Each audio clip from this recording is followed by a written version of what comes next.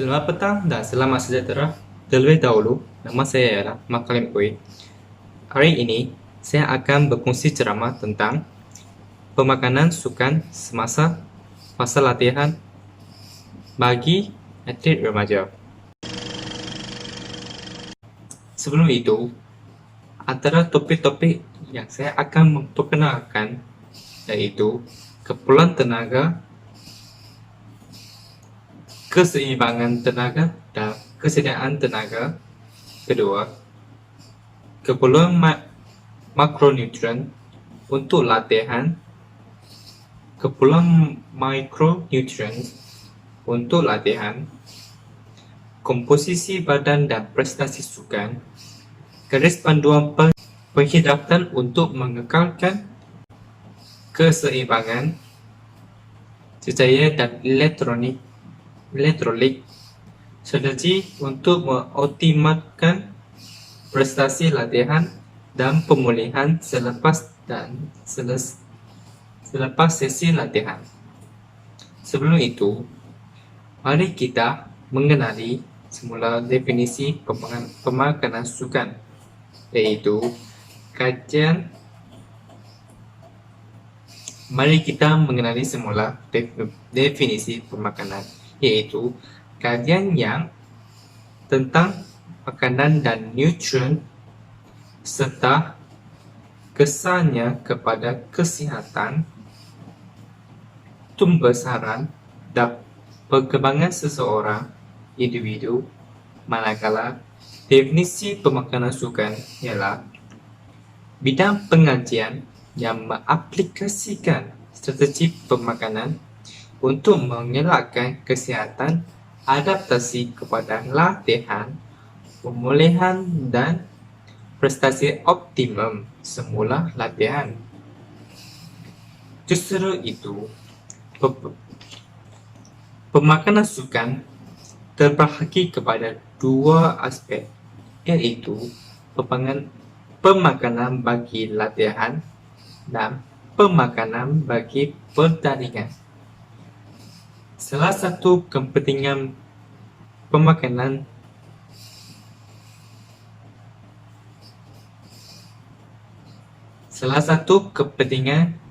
sukan ialah membantu pengembangan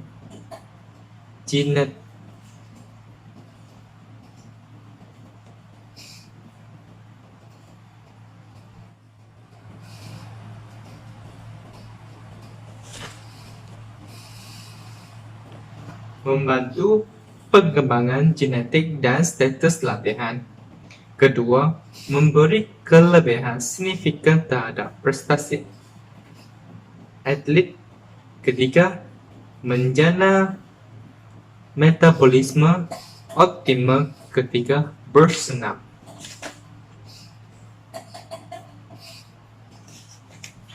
Topik pertama ialah keperluan tenaga, keseimbangan tenaga dan kesediaan tenaga.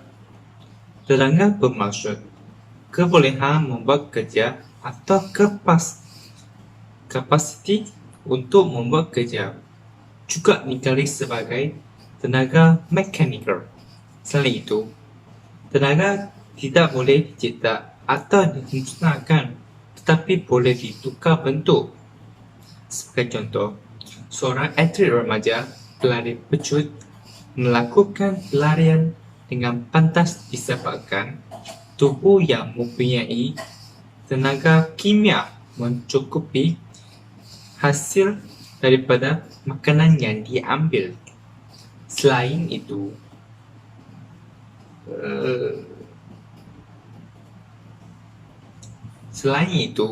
tisu badan menyimpan tenaga kimia yang boleh menjana tenaga elektrik untuk menghasilkan impuls saraf, menghasilkan haba untuk menyelaraskan suhu badan pada 37 darjah Celsius. Tenaga dalam badan mendefinisikan makanan adalah karbon, oksigen, nitrogen, hidrogen dalam protein. Semasa rehat, tubuh badan memperoleh tenaga daripada uraian karbohidrat dan protein. Sistem tenaga dalam badan meningkat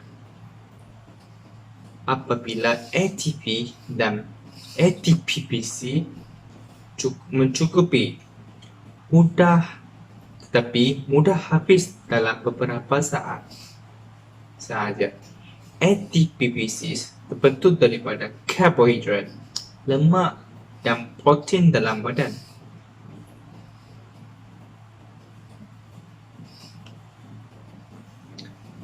Dalam badan kita, tenaga banyak disimpan dalam bentuk lemak, iaitu asid lemak bebas.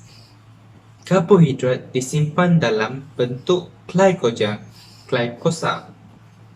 Dalam tenaga terdapat 3 jenis sistem tenaga, iaitu ATPPC, anaerobic and aerobic. Sistem ATPPC merupakan sistem tenaga yang paling ringkas. Sistem ATPPC ini juga paling cepat membekalkan tenaga kepada atlet. Selain itu, dikenali sebagai sistem 4 seconds kerana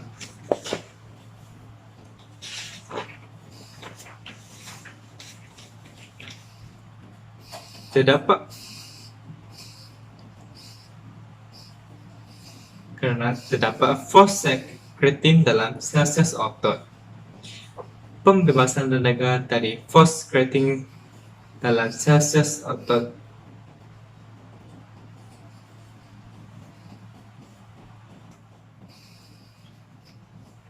Okey, topik kedua ialah keperluan makronutrien dalam latihan. Sebelum itu, apakah dimaksudkan kepada makronutrien? Okey, makronutrien adalah makanan utama yang membentuk tubuh dan membentuk energi. Makronutrien terdiri daripada 3 bahagian utama, iaitu lemak, protein dan karbohidrat. Makronutrien iaitu zat gizi yang banyak menyumbang energi kepada tubuh. Istilah makronutrien menggambarkan zat kimia yang memberi kalori untuk energi, termasuk karbohidrat, protein dan lemak. Tubuh memerlukan nutrisi tersebut dalam jumlah banyak. Manusia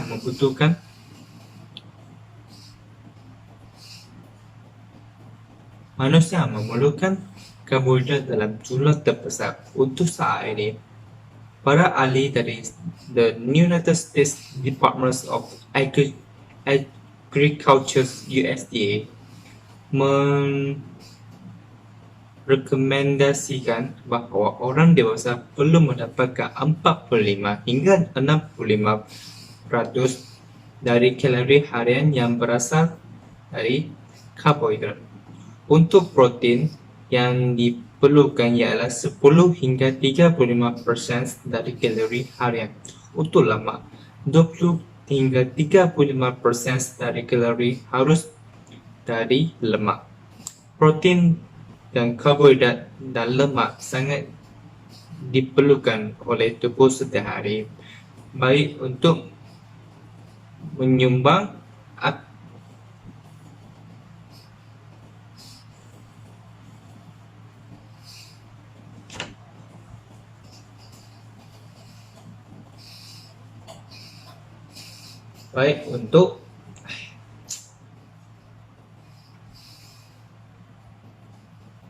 protein, karbohidrat dan lemak sangat diperlukan untuk tubuh badan setiap hari untuk menyumbang kepada mereka untuk menjalankan program pembentukan tubuh ataupun diet. Makanan menyediakan energi serta nutrisi untuk dapat mendukung ribuan reaksi yang diperlukan untuk sel-sel, jaringan dan organ untuk tumbuh dan berkembang. Nutrisi ialah senyawa dalam makanan yang membantu mempertahankan proses fisiologi tubuh anda. Nutrisi dibahagi menjadi dua kelas, yaitu makronutrien zat gizi makro dan mikronutrien zat gizi mikro, yang berdasarkan beberapa banyak nutrisi yang diperlukan tubuh anda sehari-hari. Dalam arti kata lain, semua nutrisi merupakan komponen yang penting dalam diet yang sihat.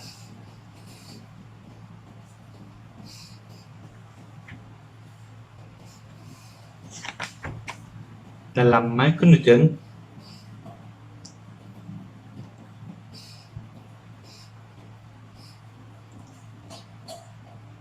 karbohidrat, lemak dan protein merupakan makronutrien.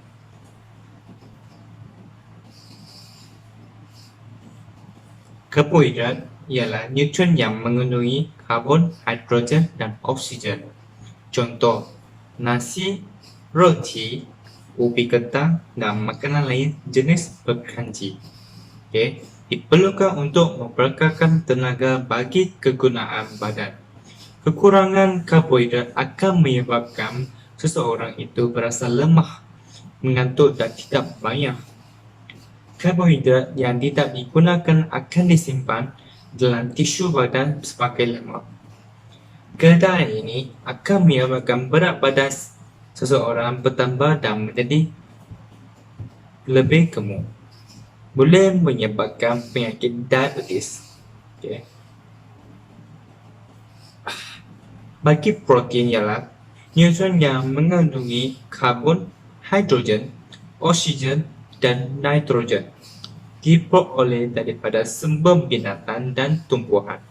Makanan yang banyak mengandungi protein ialah ikan, daging, telur, susu, kacang soya dan tempe. Komponen utama kebanyakan enzim dalam badan diperlukan oleh tisu dan sel badan untuk proses pembesaran, digunakan untuk menggantikan tisu yang rosak.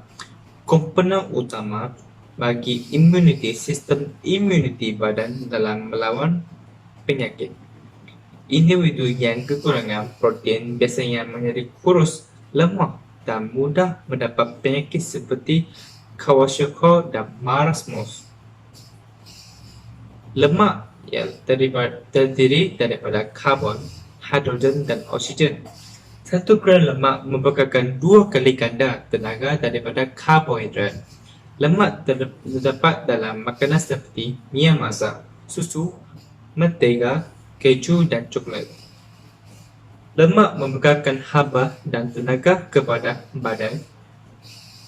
Disimpan dalam badan dan apabila tenaga dalam badan berkurangan, lemak simpanan ini akan ditukar kepada tenaga untuk digunakan. Berperanan sebagai penapas dalam menghalang haba keluar daripada badan. Membantu memanaskan badan apabila seseorang terdedah kepada suhu persekitaran yang terlalu sejuk. Lemak yang berlebihan boleh menyebabkan saluran atletik tersumbat dan menyebabkan penyakit jantung koronari.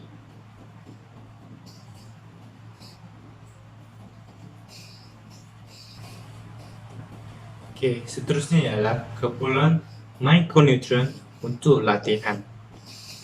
Apakah itu mikronutrien?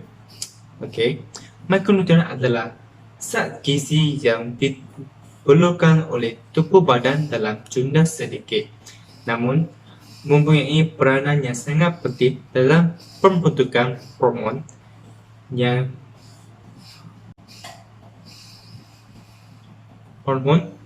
serta mengatur fungsi sistem imun dan sistem reproduksi.